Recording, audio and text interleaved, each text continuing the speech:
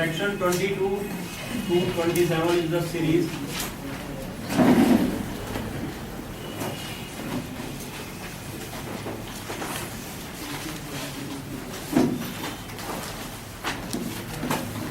पहले आप charging section को अच्छे से अंडरस्टैंड करेंगे एज यूजुअल, जैसे हमने सैलरी चैप्टर में सेक्शन 15 को अंडरस्टैंड किया था अच्छे से। इसी तरह से section 22 is very very important section for house property. Section 22 charging section को अच्छे से समझेंगे। व्हाट चार्जिंग सेक्शन सेज,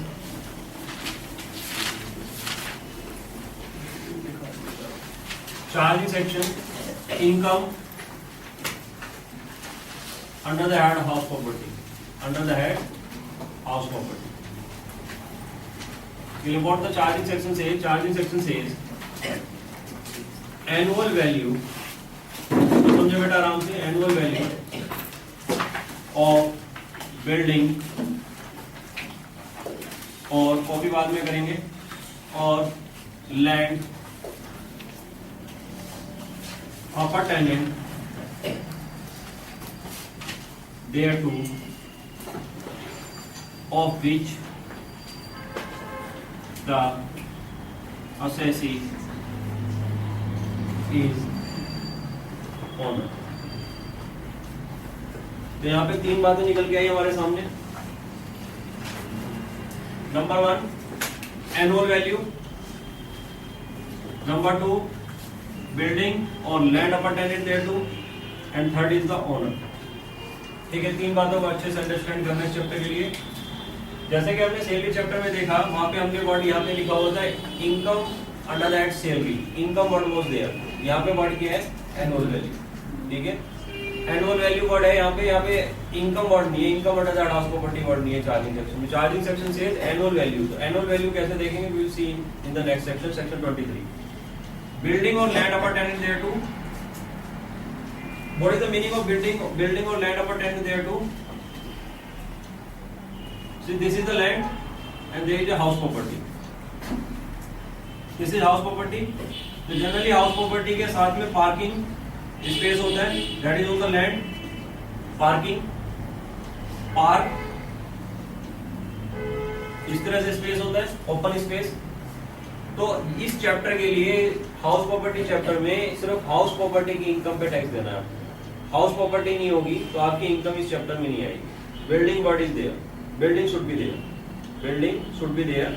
अगर बिल्डिंग नहीं है तो आपकी इनकम इस चैप्टर में नहीं आएगी, किसी और चैप्टर में जाएगी। फॉर एग्जांपल, अगर मैं हाउस प्रॉपर्टी किराए पे देता हूँ, बिल्डिंग किराए पे देता हूँ, तो उससे जो भी मेरे को किराए की आमदनी होगी, जो भी मुझे इनकम होगी, उसकी जो कैलकुलेशन होगी वो इस चैप्टर में करेंगे हम, income under that house property. लेकिन अगर वैकेंट प्लॉट किराए पे दिया है, vacant plot, there is no building on that, तो किराया तो वो भी है but it is from the land only, तो उसकी इनकम आपकी हाउस प्रॉपर्टी चैप्टर में टैक्स नहीं होगी। उसकी इनकम आपकी कहां चली जाएगी, income under that other sources.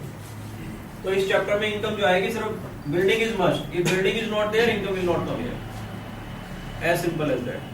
Building is must, building के साथ जो सराउंडिंग्स है आपकी, जो लैंड है, that is covered here in this section. Building और land of a tenant there, तो बिल्डिंग इज मस्ट। बिल्डिंग के साथ अगर ये लैंड है, अगर मैं एक फ्लैट दे रहा हूँ किराए पे, तो फ्लैट के साथ मैं पार्किंग भी दे रहा हूँ, पार्क है उसको भी यूज कर सकता है वो। तो बिल्डिंग किराए पे दी ना मैंने, उसके साथ जो लैंड जा रही है तो यही कवर हो जाएगा। लेकिन अगर सिंपल लैंड अगर आप रेंट पे देंगे तो इनकम इस हेड में नहीं आएगी। That is the meaning of building और land of a tenant there. Next is owner. Ownership is mandatory. अगर आप किराए पे दे रहे हैं प्रॉपर्टी तो आप ओनर होने चाहिए, तभी आपकी इनकम इस हेड में आएगी। If I am the landlord, मैं मालिक हूँ प्रॉपर्टी का और मैं इनको किराए पे देता हूँ, तो जो ये मेरे को रेंट पे करेंगे वो मेरी income under that house property तभी आएगी जब मैं उस प्रॉपर्टी का मालिक हूँ।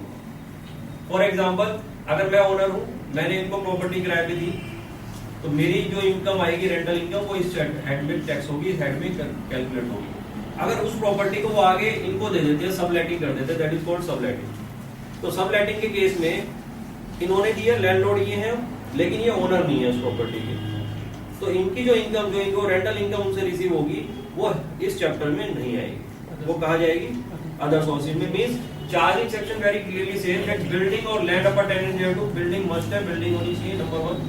नंबर 2, असेसी ओनर होना चाहिए। अगर कोई भी कंडीशन मेरी सेटिस्फाई नहीं होगी तो इनकम इस साइड में नहीं आएगी। बिल्डिंग होनी चाहिए नंबर 1, नंबर 2 असेसी उस बिल्डिंग का ओनर होना चाहिए। अगर ऐसा है तो इनकम इस साइड में कैलकुलेट करेंगे, otherwise will go to other sources. Any doubt?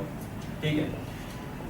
Number 2, अगर कोई बिल्डिंग है और इस बिल्डिंग के आउटसाइड एरिया, तो आउटसाइड वॉल, इसको मैं रेंट पे दे देता हूँ, वॉल दैट इज वॉल, इसको रेंट पे दे देता हूँ। किस लिए? For advertisement hoarding. Then income will go where? बताइए। I have not let out the house property, I have let out the wall. बताइए कहाँ जाएगी? बोलिए। No, it will not go to house property, not at all. You have not let out the building, you have not let out the building. तो ये जो income आपकी आएगी advertisement hoarding जो आप पुट करवा रहे हैं अपनी बिल्डिंग पे, that will go to other sources का रेंटल इनकम। समझ रहे हैं आप इस बात को अच्छे से? तो हमने यहाँ पे income under that house property में सबसे पहले चार्जिंग सेक्शन में समझा कि building is must there, building नहीं होगी इनकम यहाँ नहीं आएगी। ठीक है, बिल्डिंग है लेकिन अगर आप ओनर नहीं है तो भी इनकम यहाँ नहीं आएगी। तो पहले हाँ जी बोलिए। सर अगर वो लेट आउट है और उसको होल्डिंग्स के लिए भी हमने अलग से दे रखा है, अलग से दे रखा, तो टेनेंट इज डिफरेंट, तो उस टेनेंट से जो आपको इनकम आएगी that will not come under this chapter. Building जो आपने किराए पे दे रखी है, बिल्डिंग की जो इनकम आएगी वो इस चैप्टर में रहेगी, और जो आपने इस होर्डिंग को टंगवाने के लिए अगर आपने जगह दी है तो वो income will not come under this and, it will go to other sources. ठीक है, law is very clear about it. There should be roof. ठीक है, तभी हाउस प्रॉपर्टी मानेंगे। What is the meaning of house? तो building must है, building है, ownership भी है साथ में, तब यहाँ आएगी। बिल्डिंग है, ओनरशिप नहीं है तो नहीं है, सिंपल। तो subletting of house property will go to other sources, and if you tenant को देते हैं आप वैकेंट प्लॉट तो भी आपकी other sources. Building number 1, number 2 ownership, इसको ध्यान में रखेंगे। एनुअल वैल्यू क्या है? एनुअल वैल्यू भी देखेंगे, आइए प्लीज कॉपी कर लीजिए।